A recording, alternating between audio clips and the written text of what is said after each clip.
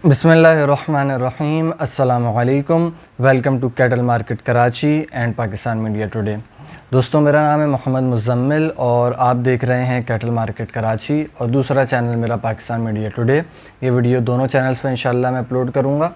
और आज का हमारा टॉपिक है गोट फार्मिंग। गोट फार्मिंग के हवाले से 2-3 अहम सवालात हैं जिनके जवाबात हर बिगिनर को और हर उस शौकीन को जो गोट फार्मिंग स्टार्ट करने वाला है मालूम होने चाहिए। ये बेसिक रिसर्च है जो कि लाजमी तौर पे आपके पास होनी चाहिए।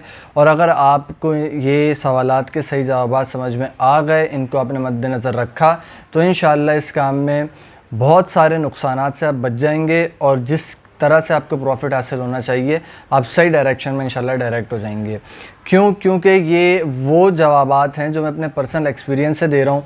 मैंने कहीं कोई स्क्रिप्ट नहीं पढ़ी, कहीं से कोई मैंने मैटर नहीं लिया जिसको मैं रीड आउट करने वाला हूँ। मेरा अपना पर्सनल 1-1.5 साल का एक्सपीरियंस है, वो मैं आपके साथ शेयर करने वाला हूँ। और ये वही क्वेश्चंस हैं सारे जो कि नॉर्मली मेरे क्लाइंट्स और कस्टमर्स मुझसे पूछते हैं जो कि एक नया गोट फार्म स्टार्ट करने वाले होते हैं। तो मैंने उसमें से बेसिक 3 क्वेश्चंस ऐसे हैं जो कि बहुत अहम मुझे लगते हैं और रिपीटेडली लोग पूछते हैं, उनको सिलेक्ट किया है, उनका मैं आपको जवाब देने वाला हूं। तो वीडियो स्टार्ट करने से पहले एक रिक्वेस्ट है आपसे, अगर आप मेरे चैनल पर नए हैं तो मेरे दोनों चैनल्स, पहला चैनल है कैटल मार्केट कराची और दूसरा चैनल है पाकिस्तान मीडिया टुडे, इन दोनों को सब्सक्राइब भी कर लें जिस पर भी आप ये वीडियो देख रहे हैं, और काइंडली वीडियो को लाइक भी कर दें। बगैर किसी फालतू बात के वीडियो स्टार्ट करूँगा। 3 क्वेश्चंस हैं। पहला क्वेश्चन, सबसे पहला, इज़ गोट फार्मिंग प्रॉफिटेबल? क्या गोट फार्मिंग जो है वो प्रॉफिटेबल है, नफ़ा बख्श बिज़नेस है या नहीं है? दूसरा सवाल हमारा रहेगा कि how to start goat farming. जब आपने इरादा कर लिया है तो अब शुरू कैसे करनी है आपने गोट फार्मिंग। और तीसरा सवाल जो है वो ये है कि आपने कौन सी ब्रीड चूज़ करनी है गोट फार्मिंग स्टार्ट करते हुए। ठीक है, इन तीनों को मैंने इंशाल्लाह शॉर्टली कोशिश करूँगा जितनी जल्दी हो सके आंसर करूँ और कम टाइम में, लेकिन वीडियो आप एंड तक देखते रहें क्योंकि पूरी वीडियो नॉलेजेबल होने वाली है। पहले सवाल की तरफ मूव करते हैं, क्या गोट फार्मिंग प्रॉफिटेबल है या नहीं है। सबसे पहले आपको दीनी एतबार से बता दूँ कि ये एक सुन्नत काम है, अंबिया की सुन्नत है, और अगर आप इसको नेक नियति से करेंगे तो ज़ाहिरी बात है इसमें सवाब भी है और नफ़ा भी है, दोनों चीज़ें हैं इसके अंदर। ठीक है, तो आप इसको अगर अच्छी नीयत से करें, हलाल हराम की तमीज़ रखते हुए करें, किसी के साथ धोखेबाजी नहीं करें, मुखलिसाना नीयत से करें, तो इंशाअल्लाह अल्लाह ने चाहा तो आपको प्रॉफिट ही होगा, नुकसान से आप बचेंगे। अच्छा, दूसरी चीज़ कि प्रॉफिटेबल है या नहीं है, दूसरा इसका जवाब, ये 3 कैटेगरीज़ हैं। अब आपके ऊपर बेस करता है कि आप किस कैटेगरी को चूज़ करते हैं। हर कैटेगरी में अपने अपने हिसाब किताब का प्रॉफिट है। पहली कैटेगरी है ब्रीडिंग कैटेगरी, यानी कि आपने कुछ बकरियां ले लीं, 10-12 बकरियां ले लीं और एक आध ब्रीडर उनके साथ आपने छोड़ दिया, उनकी आपने ब्रीड ली। ये कैटेगरी सबसे ज़्यादा प्रॉफिटेबल है, लेकिन इसका जो प्रॉफिट है आपको तकरीबन 2 साल के बाद आना शुरू होता है। 2 साल से पहले आना शुरू नहीं होता। 2 साल में आपकी तकरीबन 3 लैक्टेशंस हो जाती हैं एक बकरी की, यानी 3 मरतबा वो बच्चे दे देती है। ऑलमोस्ट 6 बच्चे दे देगी, 5 से 6 बच्चे 2 साल में। तो इंशाल्लाह आपको 2 साल बाद उसका प्रॉफिट आना शुरू होगा, नज़र आना शुरू होगा। दूसरी कैटेगरी जो है हमारी, वो है अपना सेल परचेज़ की, कि आपने कुछ बकरे ख़रीदे और फ़ौरन ही आपने उनको हफ़्ते 2 हफ़्ते, महीने 1.5 महीने बाद उनको आपने सेल कर दिया। तीसरी कैटेगरी जो है वो ये है कि आपने बकरे ख़रीदे, या तो कुर्बानी पे बेचे, 4-5 महीने आपने पाले, या फिर आपने कट्टू वाले बकरे ख़रीदे, जो बिल्कुल कट्टू कहते हैं, जो कसाई ख़रीदते हैं बकरे या बछड़े, जो भी जो गोश्त के भाव में बिकते हैं, गोश्त के रेट के ऊपर जो ख़रीदे या बेचे जाते हैं उसको कट्टू माल कहते हैं। ठीक है, वो आपने ख़रीदे, उनको 1-1.5 महीने के लिए आपने पाल के उनके ऊपर अच्छा खासा गोश्त चढ़ाया और उनको जो है आपने सेल कर दिया। जैसे ही वो थोड़े से हेल्दी हुए, 1-1.5 महीने में अगर उन्होंने 4-5 किलो गोश्त भी गेन कर लिया, आपने उनको सेल किया, 500-500 रुपये, 1000-1000 रुपये भी आपको अगर एक बकरे पे बच रहे हैं और आपने 100-150 बकरे 1-1.5 महीने में इस तरह पाल के सेल कर दिए, तो आपको 1-1.5 लाख रुपये का एटलीस्ट प्रॉफिट हो सकता है ईजीली। अब इसके अंदर सबसे ज़्यादा इजी और सबसे ज़्यादा कम नुकसान वाली और कम रिस्क वाली जो कैटेगरी है वो कौन सी है? वो है सेल परचेज़। ये वही कैटेगरी है जो कि एक बिगिनर को स्टार्ट करनी चाहिए, मैं भी यही रेकमेंड करूँगा। क्योंकि मैं भी 1-1.5 साल से तकरीबन इसी कैटेगरी के ऊपर काम कर रहा हूँ। ब्रीडिंग के ऊपर अभी मैं कम्प्लीटली मूव मैंने नहीं किया, मैंने कम्प्लीटली ब्रीडिंग के ऊपर फोकस नहीं किया और वो स्टार्ट नहीं करी है, क्योंकि अगेन उसके लिए आपको एक्सपीरियंस भी ज़्यादा चाहिए, आपको बकरियों की पहचान होनी चाहिए और वेट भी आपको बहुत करना पड़ता है, पेशेंस भी बहुत रखनी पड़ती है। ठीक है, तो अगर आपका लॉन्ग टर्म का आपका बिज़नेस है और आपके पास अच्छी जगह है तो आप लाजमी तौर पे ब्रीडिंग पे जाइए।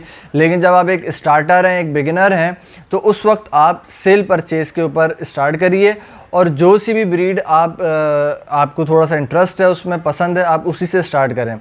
दूसरा सवाल हमारा, हाउ टू स्टार्ट। ठीक है, कैसे स्टार्ट करना है हमने, आपने इरादा तो कर लिया, आपको समझ में आ गई आपकी कैटेगरी, अब आपने स्टार्ट कैसे करना है। तो स्टार्ट करने के लिए 3 चीज़ें जो मेरे ख़्याल से कोई भी नहीं सोचता स्टार्ट करने से पहले, वो बेसिक चीज़ें हैं। पहली चीज़ लोकेशन। लोकेशन से यहाँ मेरी मुराद ये नहीं है कि आपका सेटअप बहुत प्रॉपर होना चाहिए, एक अच्छा आपके पास शेड होना चाहिए, ये मुराद नहीं है, ये भी ज़रूरी है। लेकिन लोकेशन से मेरी मुराद है कि जो जगह, जिस जगह पे अपना फॉर्म बनाने वाले हैं या किराए पे लेने वाले हैं कोई फॉर्म, तो वो आपकी अपनी रेजिडेंसी से, जहाँ आपकी रिहाइश है, बहुत करीबी जगह होनी चाहिए। यानी 10 से 15 मिनट में आप उस जगह पर ईज़िली पहुँच जाएँ, यानी वॉकिंग डिस्टेंस के ऊपर होनी चाहिए। ये बहुत ज़्यादा ज़रूरी है बकरों के मामले में, क्योंकि बकरे अचानक बीमार हो जाते हैं, बग़ैर किसी बीमारी के, बग़ैर किसी वायरल बीमारी के अचानक बकरा बहुत नाजुक होता है, बीमार हो जाता है या कोई भी उसके साथ मसला हो जाता है और आपका फार्म पहुंचना बहुत ज़रूरी होता है। अगर आप फार्म शहर में रहते हैं और अगर आप शहर से बाहर लोकेशन ले रहे हैं किराए के ऊपर, वहां आपको पहुंचने में आधा 1 घंटा लगता है, तो इतनी देर में बकरा या तो मर जाता है या फिर ऐसी कंडीशन में आ जाता है कि आपको पता नहीं चलता।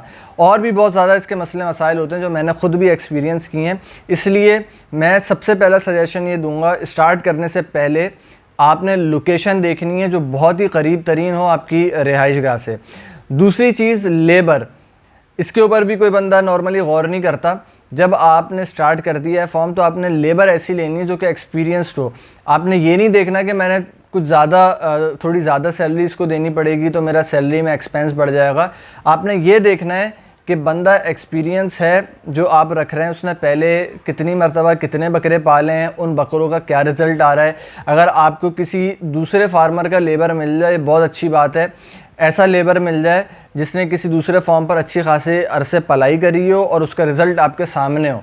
वो बंदा अगर अपनी मुँह मांगी सैलरी भी मांग रहा है तो आप उसको दीजिए, क्योंकि वो आपका जो एक स्टार्ट में नाम बनाएगा, उसमें आपको सीखने को भी मिलेगा, उसी अपने लेबर से आपको बहुत कुछ सीखने को मिलेगा।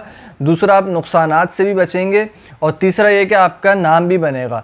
फॉर एग्ज़ाम्पल, एक मशहूर फॉर्म के ऊपर ये बंदा काम करके आया है, इसको पता है कि किस तरीके से स्ट्रेटेजाइज़ करना है, कौन सी चीज़ सही से ख़रीदनी है और कौन सी चीज़ बिकने वाली है। इस हर एतबार से आपको बंदा गाइड करेगा। तीसरी चीज़ जो है वो मार्केट है। आपके पास मार्केट का एक मीडियम होना चाहिए। आपने पहले ही डिसाइड कर लेना है स्टार्ट करने से काम कि आप बकरे जो ख़रीदेंगे वो बेचेंगे कहाँ पे। क्या आपका स्टैंडर्ड ऐसा है कि आप इजीली मंडी में खड़े हो सकते हैं किसी भी मंडी में बेचने के लिए जो आपके शहर में लगती है, या आपके लिए अगर वो मुश्किल है तो आपके पास OLX है और पाक ब्रीड के नाम से एक एप्लीकेशन है जो मैंने जिसका रिव्यू भी किया है पहले अपने चैनल के ऊपर, जहाँ पे जानवर ख़रीदते हैं, बेच सकते हैं आप इजीली। और इस जैसी और भी बहुत सारी एप्लीकेशंस हैं। या फिर जिस तरह से मेरा एक चैनल है कैटल मार्केट कराची हो गया, पाकिस्तान मीडिया टुडे हो गया, इस तरह का आपके पास या तो कोई चैनल हो अपना, या फिर आप स्पॉन्सर कर सकें किसी दूसरे चैनल को, जहाँ पर आप इजीली जो है वो वीडियोज़ वगैरह डाल के अपने जानवरों को सेल करें। ये 3 चीज़ें आपके पास, अगेन रिपीट कर देता हूँ, लोकेशन अच्छी से अच्छी, करीब से करीब होनी चाहिए। दूसरी चीज़ लेबर अच्छी होनी चाहिए। तीसरी चीज़ आपके पास मीडियम होना चाहिए मार्केटिंग का। जितनी ज़्यादा मार्केटिंग होगी आपकी, उतना इजीली आपके तेज़ी से सेल होंगे जानवर। रोलिंग जब आपकी फास्ट होगी, आपके एक्सपेंसेस कम होते जाएंगे और प्रॉफिट ज़्यादा होता जाएगा।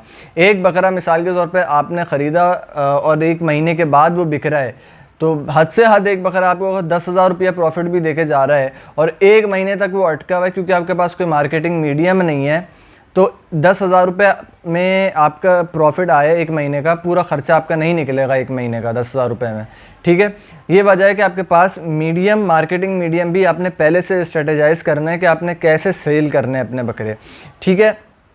तीसरा सवाल कि विच ब्रीड टू परचेज़, कि कौन सी ब्रीड आपने परचेज़ करनी है। इसके अंदर भी बहुत ज़्यादा लोग कंफ्यूज रहते हैं, मुझे लोग कॉल करते हैं, मेरे पास ज़्यादातर मैं रखता हूँ गुलाबी ब्रीड। क्यों रखता हूँ मैं गुलाबी ब्रीड, इसकी क्या वजह है कि कराची के अंदर सबसे ज़्यादा डिमांड जो है वो लोग गुलाबी ब्रीड की करते हैं, जो शौकिया लोग घरों में बकरे पालते हैं, या इवन ओवरऑल पाकिस्तान भी, पंजाब साइड पर भी बहुत सारे मेरे क्लाइंट्स हैं, रावलपिंडी, लाहौर वगैरह, जहाँ पे मैंने एक्सपोर्ट किए हैं, कार्गो किए हैं, तो सिर्फ़ और सिर्फ मैंने गुलाबी ही किए हैं। वहाँ से मुझे टेडी बकरे की डिमांड नहीं आई, वहाँ से मुझे कभी टापरे बकरे की डिमांड नहीं आई। गुलाबी ब्रीड एक ऐसी है जो खूबसूरत ब्रीड है, तो लोग उसके ऊपर डिमांड ज़्यादा करते हैं, तो इजीली वो सेल हो जाती है। भले से प्रॉफिट उसमें कम हो ज़्यादा हो, इस चीज़ को नहीं देखना। आपने जो भी ब्रीड आपने सेलेक्ट करनी है, आपने इस हिसाब से नहीं करनी कि यार ये ब्रीड बच्चे कितने देती है, ये ब्रीड क्या कहते हैं इसका कद कितना हो जाएगा, और XYZ जो फैक्टर्स होते हैं। आपने अगर सेल परचेज़ का काम करना है तो सबसे पहले आपने चीज़ माइंड में रखनी है किस ब्रीड की आपके शहर में या आपकी उस मार्केट में जो आपने मार्केटिंग मीडियम अपनाया है डिमांड है। अगर गुलाबी की डिमांड है आपके एरिया में ज़्यादा तो आप गुलाबी ब्रीड रखें, आपके लिए बेस्ट वही है। अगर टेडी ब्रीड की डिमांड है आपके एरिया में, इजीली सेल हो जाती है, लोग इजीली ख़रीद लेते हैं, तो आप टेडी ब्रीड रखें। अगर आपके पास टापरा है, इजीली सेल हो जाता है, बीतल सेल हो जाती है, राजनपुरी सेल हो जाती है, व्हाट्सएवर, आप उसको अपनाइए। ये नहीं देखें कि यार कराची है, कराची में राजनपुरी पल सकता है कि नहीं पल सकता है, सारे बात के फैक्टर्स होते हैं। हर ब्रीड हर जगह पे पल जाती है। कराची में बाज़ लोग राजनपुरी ब्रीड जो कि पंजाब की है ऐसे ऐसे पाल लेते हैं कि शायद पंजाब में इस तरह किसी ने ना पाला हो, और पंजाब में बाज़ लोग गुलाबी ब्रीड को ऐसे पाल लेते हैं शायद कराची में किसी ने ऐसा ना पाला हो। तो वो तो आपके एक्सपीरियंस पे बेस करता है। बहुत सारे लोग इसी चीज़ से डराते हैं कि यार ये ब्रीड इस शहर के अंदर नहीं पल सकती। ऐसा नहीं होता, आपके एक्सपीरियंस के ऊपर और आपके सेटअप पर डिपेंड करता है। आपका ओवरऑल सेटअप कैसा है, लेबर कैसी है, शेड कैसा है, लोकेशन कैसी है, सारी चीज़ें। हर बकरा, हर ब्रीड का बकरा आपके पास पल सकता है, लेकिन अगेन आपने मार्केट देखनी है, डिमांड किस चीज़ की ज़्यादा है।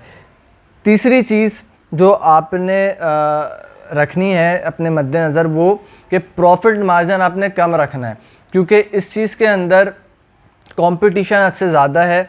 हर बंदा बकरों के हवाले से ख़ास तौर पे शहर के अंदर भी हर बंदा बकरे पालता है। बकरे ऐसी चीज़ नहीं है कि सिर्फ गांव वाले पालते हैं, ऐसे बछड़े नॉर्मली शहरों में नहीं पलते, बछड़े नॉर्मली गांव में या कोई फार्मर ही पालता है, ठीक है। बकरे हर बंदा पालता है, इसलिए इसमें कंपटीशन ज़्यादा होता है। आपने अगर प्रॉफिट मार्जिन कम रखेंगे, फ़ी बकरा अगर आप 2,000 रुपये की प्रॉफिट रखते हैं जो कि एक अच्छा प्रॉफिट है, तो आपके ईजीली बकरे सेल होते रहेंगे। जहाँ आप ग्रीड के ऊपर जाएंगे, लालच पे जाएंगे कि यार जब तक 5-10 हज़ार रुपये का प्रॉफिट नहीं होगा मैं सेल नहीं करूँगा बकरा, तो वो आपके अटकेंगे और वहाँ आपको मसला होगा। तो ये बेसिक मेरे 3 सवालात के मैंने आपको जवाब दिए हैं और इनको कंसाइज़ किया है, बहुत शॉर्टली मैंने इनको जवाब दिया है आपको, ताकि वीडियो लेंदी ना हो। मज़ीद आपके कोई क्वेश्चंस हों तो आप उसको कमेंट बॉक्स में कर सकते हैं, ठीक है। और इंशाल्लाह इन तमाम सवालात पर आगे अलग अलग से भी मैं वीडियो बनाऊँगा। अगर किसी किस्म की डिटेल्स आपको चाहिए हो तो आप कमेंट करके मुझसे पूछ सकते हैं, ठीक है। वीडियो पसंद आई है तो काइंडली इसको लाइक ज़रूर कीजिएगा। मज़ीद ऐसी वीडियोज़ के लिए मेरे दोनों चैनल्स कैटल मार्केट कराची और पाकिस्तान मीडिया टुडे को सब्सक्राइब कर लें। Thank you so much. अस्सलामु अलैकुम।